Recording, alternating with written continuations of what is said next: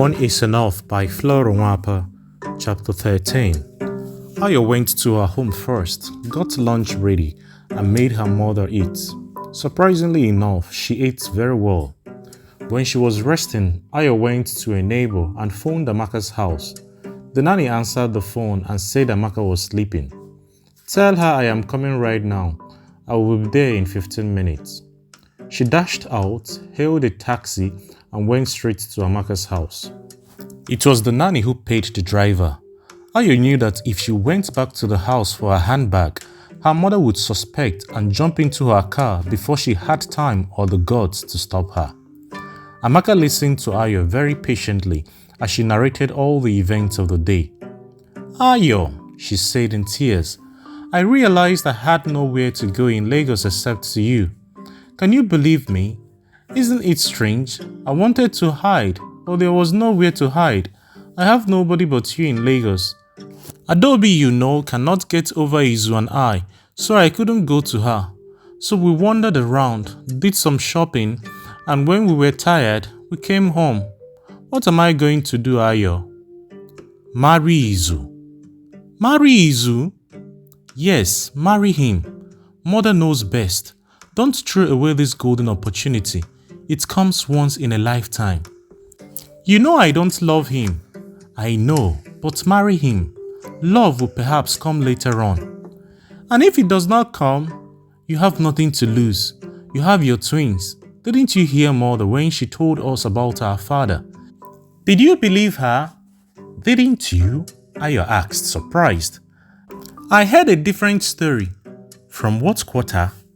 "Of course, you are right that what you heard depends on the source," Amaka said. She went on. "It does not matter whether what she told us was true or not. A lot should be learned from what she said." Ayo did not tell her about the earring. It would weaken her case. So together they drove back to Ayo's house and got their mother round to Amaka's house.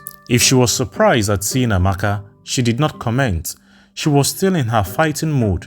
She demanded supper as if she had not eaten anything since morning, and Nanny prepared food quickly. Izu was about 2 hours late in coming. He had a case of schnapps in the boot of his car and asked Amaka's driver to go and fetch it. He knew how to impress his would-be mother-in-law already. She embraced Izu and was cheerful almost immediately. There was no beating about the bush. "Amaka, when would be convenient for you and Izu to travel home?" "Mother," Amaka said, but quietly this time. "Let's talk inside first," Ayo said. "We are not whispering anything inside. All has been said already." "It would appear that you are selling me to Izu, mother. Why the hurry?" "Meaning that I was responsible for you meeting Izu in the first place, that I spread the mat on which you and Izu slept and conceived the twins." Amaka and Ayo were so embarrassed at their mother's language that they said nothing again. Children of these days fail to grab an opportunity when it presents itself. Amaka is one of them. But Izu, don't worry, don't mind her behavior. She really had a rough time. You will treat her well, and let me warn you that if you don't, if you leave her and run after other girls in Lagos, I am going to make trouble. I can make trouble and I can make peace as well. We shall go home next week to tell Amaka's relatives. You should tell your own as well. Then in the middle of the month, let's say the second Sunday of next month, we shall expect you. You need a wife. A man in your position needs a good wife to live a good life and ward off temptations." She called Nanny, who brought some glasses. She took a bottle of schnapps, opened it, and poured libations. She drank and gave Izu a drink. "Give some to your wife," she said, laughing. Then she drank again and again until her daughters thought she was going to get drunk and persuaded her to go to the bedroom, which she agreed to without a fuss. Izu went home the next morning to arrange to go to Amaka's home. Amaka's mother went back to spread the good news that the father of Amaka's twins was coming to perform the marriage rites. Everybody heard the news. Some members of the Cash Madam Club did not very much like the impending marriage and said so openly. Ayo accused them of jealousy and asked them whether they would honestly throw away that kind of fortune if it came their way. Amaka was the only one who was indifferent to the whole thing. She took it stoically and refused even to discuss it with Ayo. Nanny had the courage one day to tell her mistress humbly but firmly that she did not have to marry the priest. "If you don't feel like it, don't do it," she said. "I am much older than you are and know how you feel, so I can see you do not want him as a husband. Don't let your mother push you into this kind of marriage." Amaka thanked Nanny but made no comment. The twins were growing and looking more like their father every day.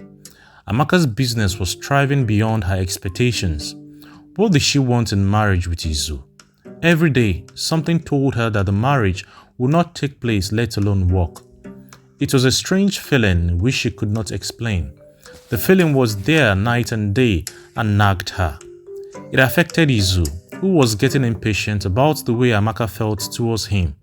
He was exasperated when Amaka said that the journey to her home for the marriage rites had been postponed indefinitely. That night, Izu went away in anger and got himself drunk at a house party. Quite unconscious of what he was doing, he allowed the lady to take him home after the party and spent the night with her. He was alarmed in the morning when he woke up and saw her. He did not even recognize her, and he was visibly shocked. But the lady was unruffled and smiled at him. She had nothing on except a pair of earrings and a gold chain. "This is my house," the lady said. It was then that he realized that he was not in his own house. "However, don't worry, I shall have breakfast ready in 5 minutes," she said and disappeared into another room. As he looked around, he saw his trousers on the floor, put them on and grabbed his shirt. His hands were shaking as he dressed. He quickly dashed out of the house, hailed a taxi and jumped in. "Ikoyi," he said as the driver looked inquiringly at him. "Yes, I will tell you when we get there." They drove on until he realized that they were not going towards Ikoyi at all. "Where are we going?" His voice shook a little and he saw that his hands were also shaking. He tried to control himself. This was it. He was in the hands of armed robbers. It was then that he realized that the taxi driver was not alone. There was somebody with him in front. He had not seen him when he entered the taxi. The driver did not even reply to his question. He and the other man began to talk. He did not understand them. It was still early. He looked at his wrist, but his watch was not there. He must have left it in the lady's house. It must be about 6 in the morning.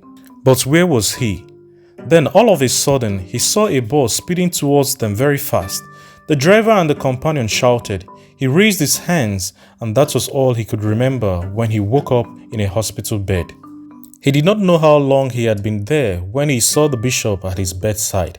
The bishop was holding his hand and talking to him as a father would talk to his son. "You will be all right, my son," the bishop said to him. "You were lucky. The other occupants of the taxi died before they got to the hospital. You suffered only from shock. There was no internal bleeding. The x-ray shows a twisted arm, which will be all right in due course. I am so sorry, my child." As luck would have it, after the accident occurred, the first people to arrive at the scene were 2 nuns and their driver who were driving into Lagos from Ikorodu. With the help of the driver, the nuns carried Izu and the other 2 into their own vehicle and raced to the hospital. Only identifying him, they got in touch with the bishop at once. When the bishop left, Izu was deep in thought. Was his miraculous escape from death a divine intervention? Had he sinned by abandoning the church that brought him up by hand, that saved his life and made him what he was? It was a mortal sin. Where was Amaka? Had she heard of his escape from death? Had she come to see him and was not allowed to do so? What happened before the accident? Who was the lady he spent the night with? Why did Amaka postpone indefinitely the journey to her home for the marriage rites? Why was she behaving in this way? Did she actually want to marry him? She did not want to. She had said that several times to him. It was he who had persisted. Would he have proposed marriage if it was not for the twins? The answer was no. He would not have. And the sin was committed anyway. It was one and the same thing. There were 3 lives involved, Amaka's and the twins. There was no turning back now. He could decide not to go on, but what about the twins? Would they grow up not knowing who their father was? And why was he so upset that he got himself drunk and was taken home by a lady he did not know? Did anybody plan this? Who planned it and for what purpose? He was shocked at himself. He was much happier before he met Amaka. Now he was not only unhappy, but restless, worldly, and a sinner. Girls, together with their mothers, had tempted him. In some cases, he had succumbed to their temptations. Would this sort of thing continue after his marriage to Amaka? He had made a mess of his life. What was he going to do?